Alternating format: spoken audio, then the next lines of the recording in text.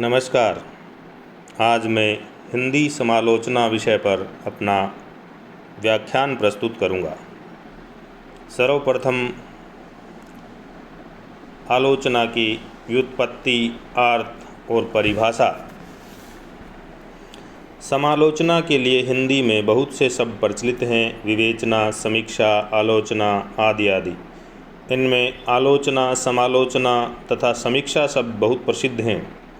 ये तीनों शब्द केवल स्थूल दृष्टि से समानार्थक हैं। सूक्ष्म दृष्टि से देखने से तीनों कुछ अपना अलग अलग अर्थ व्यंजित करते प्रतीत होते हैं। आलोचना शब्द की व्युत्पत्ति इस प्रकार है। आंग प्लस लोच प्लस ल्युट प्लस टॉप, अर्थात आ उपसर्ग है और लोच धातु है।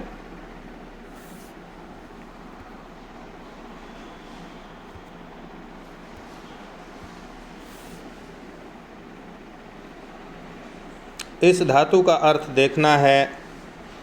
ल्युट प्रत्यय लगने से भाववाचक संज्ञा शब्द बनता है।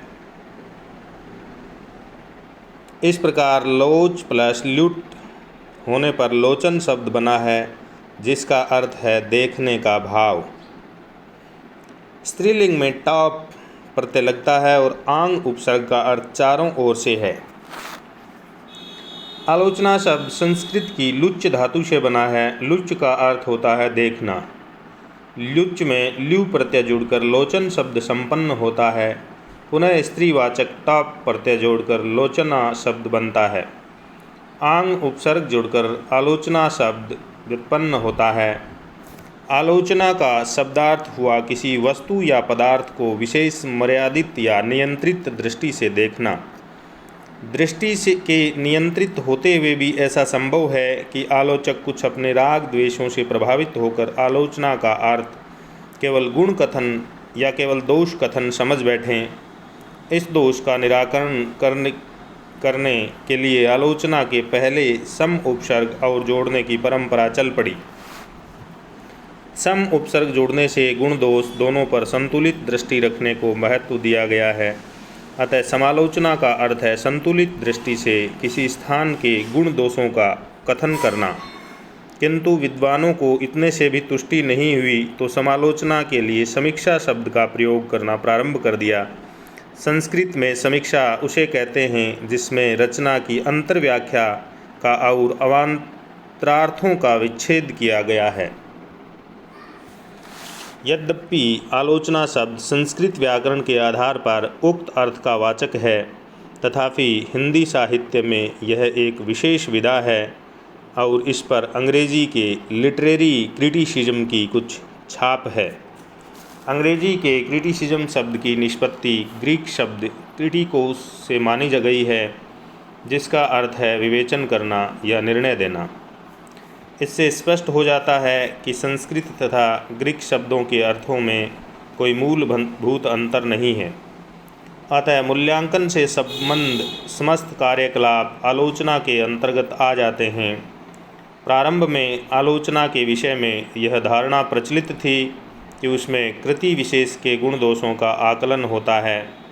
इसलिए बहुत समय तक आलोचक के कृति विशेष के गुण दोषों का विवेचन करना ही अपना कर्तव्य समझते रहे। इसका एक लाभ अवश्य हुआ कि संस्कृत काव्य शास्त्र में गुण दोषों का विवेचन अत्यंत विशद तथा व्यवस्थित हुआ। किंतु हिंदी में आलोचना का अर्थ अत्यंत सीमित ही कहा जाएगा। आज आलोचना का क्षेत्र बहुत विस्तृत हो चुका है। आज उसके अंतर्गत कृति विशेष की विशेषताओं को उद्घाटित करना, उसकी उपलब्धियों को पाठक के समक्ष रखना, उसके बिंब विधान तथा रस योजना का आस्वादन करना, हृदय पर उसकी प्रतिक्रिया कर सम्यक विश्लेषण करना, उसके दोषों का निरूपण करना, अन्य कृतियों में रखकर उसका मूल्यांकन करना आदि कार्य आते हैं। इसके पश्चात है आलोचना का स्वरूप और परिभाषाएं। एनसाइक्लोपीडिया ब्रिटेनिका में आलोचना की परिभाषा है। आलोचना का अर्थ वस्तुओं के गुण दोषों की परख करना है, चाहे वह साहित्य के क्षेत्र में की गई हो या ललित कला के क्षेत्र में। स्वरूप निर्णय और निर्णय की अभिव्यक्ति इसमें दोनों ही आ जाते हैं। ड्राइडन की परिभाषा है, आलोचना वह कसौटी है जिसकी सहायता से किसी रचना का मूल्यांकन किया जाता है। वह उन विशेषताओं का लेख प्रस्तुत करती है जो साधारणतया किसी संभ्रांत पाठक को आनंद प्रदान कर सके। इसके बाद है कार्लाइल, आलोचना पुस्तक के प्रति उद्भूत आलोचक की मानसिक प्रतिक्रिया का परिणाम है। वार्सफोल्ड, आलोचना कला और साहित्य के क्षेत्र में निर्णय की स्थापना है। मिडिल्टन मरे, कला जीवन की सजगता है और आलोचना कला की सजगता है।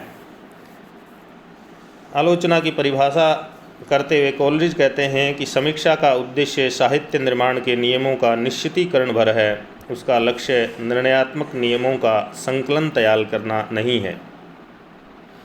बाबू श्याम सुंदर दास, साहित्य के क्षेत्र में ग्रंथ को पढ़कर उसके गुणों और दोषों का विवेचन करना और उसके संबंध में अपना मत प्रकट करना आलोचना कहलाता है।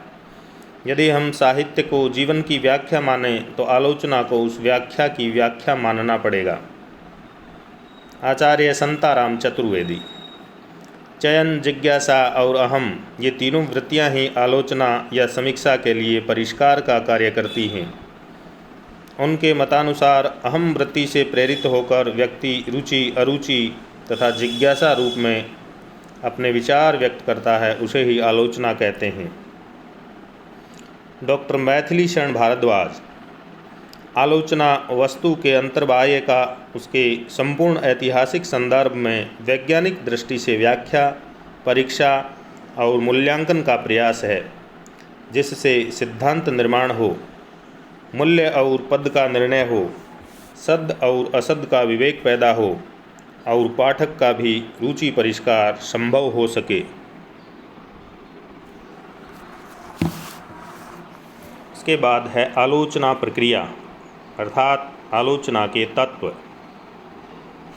आलोचना प्रक्रिया को लेकर यद्यपि सभी विद्वान एकमत नहीं हैं, तथापि उसके 3 स्तर या सोपान माने जाते हैं: विषय बोध, विश्लेषण अथवा व्याख्या और मूल्यांकन अथवा निर्णय। प्रथम है विषय बोध। इसके अंतर्गत जिस कृति की आलोचना की जा रही है उसके प्रतिपाद्य विषय का पूर्ण ज्ञान अपेक्षित माना जाता है। इसके लिए उस आलोच्य कृति को भली प्रकार पढ़ना तथा समझना चाहिए। साथ ही यह भी जान लेना चाहिए कि कवि या कृतिकार का अभिप्राय क्या है अथवा वह किस मत का प्रतिपादन करना चाहता है और उसका परिवेश कैसा है। इस प्रकार कवि या कृतिकार का मनोभाव जान लेने पर उसकी कृति की समालोचना उचित रूप से हो जाती है। दूसरा तत्व है विश्लेषण। जब आलोचक विषय बोध के बाद उसके गुण और दोषों का उद्घाटन करने लगता है तब विश्लेषण की प्रक्रिया आरंभ होती है। इसमें यह आलोचना की जाती है कि कृति का प्रतिपाद्य विषय क्या है, कृति का रचयिता क्या भाव व्यक्त करना चाहता है, उसकी समकालीन परिस्थितियाँ क्या थी, कैसा परिवेश था और उससे कृतिकार कितना प्रभावित रहा, उस रचना के मूल में क्या प्रेरणा थी और उसका उद्देश्य क्या है, इत्यादि सभी तथ्यों एवं प्रवृत्तियों की विवेचना तथा व्याख्या की जाती है। इस प्रक्रिया के अंतर्गत प्रायः सब बातें आ जाती हैं जिनको लेकर कृति की व्याख्या की जाती है। फिर है मूल्यांकन। कृति का विश्लेषण करने के बाद उसका मूल्यांकन किया जाता है, अर्थात आलोचना के माध्यम से आलोचक अपना निर्णय एवं मत व्यक्त करता है। मूल्यांकन के अनेक तरीके हैं। इसमें तटस्थता अपेक्षित है। यदि समालोचक व्यापक अर्थ में मूल्यांकन करता है और निष्पक्ष रहकर अपना निर्णय देता है तो वह अपने उत्तरदायित्व का निर्वाह करता है, परंतु उचित निर्णय नहीं देने पर वह आलोचना अपनी कसौटी पर खरी नहीं उतरती है। इस प्रकार आलोचना प्रक्रिया में इन तीनों सोपानों का पूर्ण निर्वाह किया जाना चाहिए। बाबू श्याम सुंदर दास ने साहित्यालोचन के अंतर्गत आलोचना प्रक्रिया पर अच्छा प्रकाश डाला है। इस संबंध में उनका कथन महत्वपूर्ण है। वे लिखते हैं, आलोचना की वैज्ञानिक प्रक्रिया के दो सामान्य पक्ष हैं, तुलना और इतिहास। साहित्य की आलोचना तभी वैज्ञानिक हो सकती है जब तुलना और इतिहास पर उसकी भित्ति उठाई जाती है। इस प्रकार आलोचना प्रक्रिया एक सुनिश्चित वैज्ञानिक प्रक्रिया है और आलोचक को इस प्रक्रिया का अनुसरण करना चाहिए। धन्यवाद।